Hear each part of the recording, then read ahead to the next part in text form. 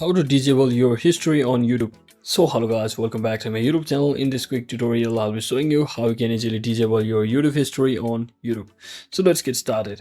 First, just head over to your YouTube application, and once you're inside here, just make sure you are logged into your account. Now simply tap on your profile icon from the bottom right corner and simply head over to your settings gear icon at the top right corner.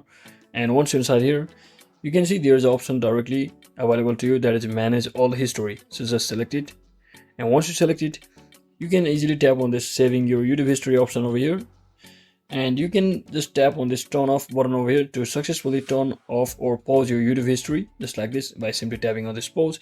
So what it does is basically now it will no longer keep any track of your YouTube history, no matter how many videos you watch on your YouTube. So that is it for today guys. I hope this video was helpful. If it was, don't forget to like and subscribe to the channel. See you on the next one.